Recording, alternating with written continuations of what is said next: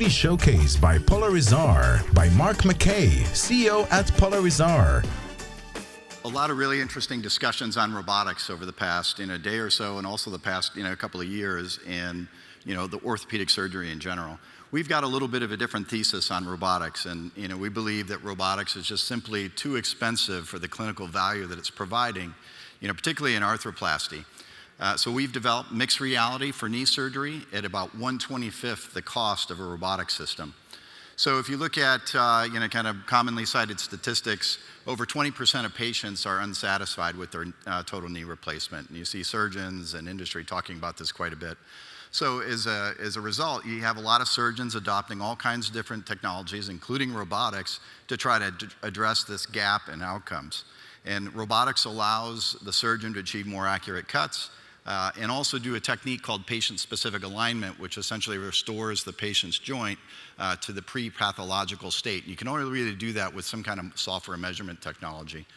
So you've seen robotics grow very rapidly as a result of surgeons trying to address this gap at 39% CAGR.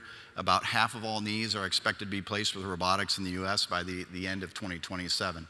In parallel, you've got inflation-adjusted reimbursement declining and a huge shift of procedures that are heading to the ASC, and this is growing every single year. And robotics can add up to $2,400 to $15,000 per procedure in costs. So while you have surgeons adopting robotics and technology to try to drive improvements in patient outcomes, you have reimbursement declining and more procedures shifting to ASCs, where the ASCs are very, very cost sensitive.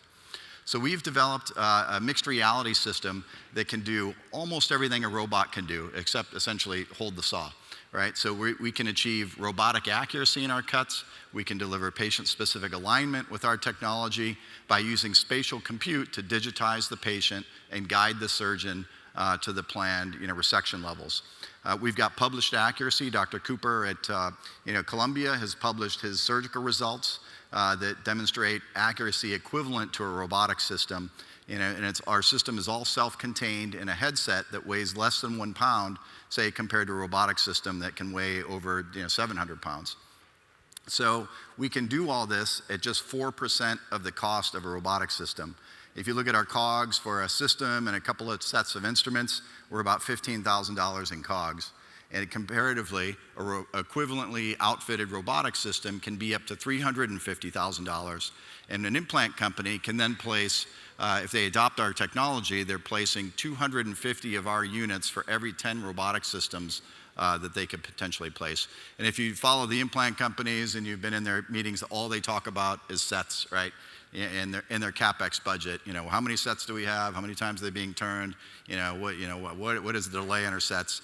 So this becomes very attractive for an implant company to be able to dramatically reduce their balance sheet by using technology that is very equivalent. Even if half of their customers switch from robotics to our system, that's going to dramatically improve their return on investment capital. So why now? Why is this a great moment in time? So just a couple of weeks ago, April 10th, CMS announced CJR-X, and what this is it moves all knees, hips, and ankle procedures to bundled payments, including inpatient procedures. So this is big news in orthopedics. So anytime you have a big reimbursement change like that, it sends shockwaves throughout, and it's been the buzz of the industry. And that's going to put a lot of pressure, not only on the ASC, but now inpatient surgery to dramatically reduce their costs. So this focus on reducing costs is going to drive implant company behavior and to try to adopt technology that is really more cost effective than what they're currently doing. And this is significant tailwinds for PolarisAR because our solution is just so cost effective compared to current robotic systems. So we are FDA cleared. We're a commercial stage company. I would characterize us as just in the transition, very early commercial. We've got about 3 customers right now generating about $300,000 in ARR.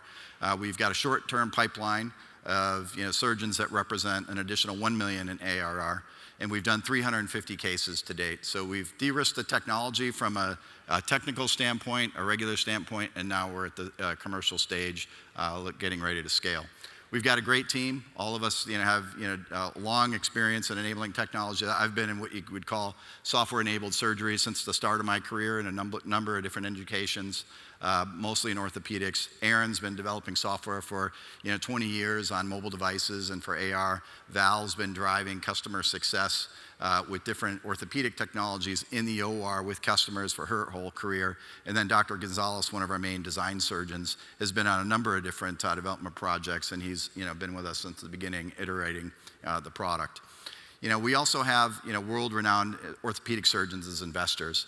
And these aren't folks that I pay a consulting fee or gave some options or so to. These are surgeons that have put their hard-earned money into the company because they really believe in what we're doing and our mission to reduce costs of delivering technology to orthopedics. And so we're seeking $3 million to expand our commercial adoption. Essentially, we've got some inventory to buy to support our new customers, and we want to launch some new sites, where we're going to need inventory and some staff in the field to get that done. We also want to do a couple of development projects to reduce our COGS. We sell in a fee-per-use model, so the customer doesn't pay anything up front. We sell the disposables on a per-case basis. Our margins today are about 65%. I think we can get those to 80 to 85%. So we're going to continue to drive down the cost of our disposables and the rest of our system. So I think in general, the world doesn't need another $1 million robotic system, and the healthcare system is just not going to allow that, right? It's just not going to be that we have all these massively expensive robots. So our mission is really to provide technology that's going to reduce the cost of care, not only for patients in the United States, but globally. So thank you very much. I look forward to speaking with anybody and talking about our business and our mission.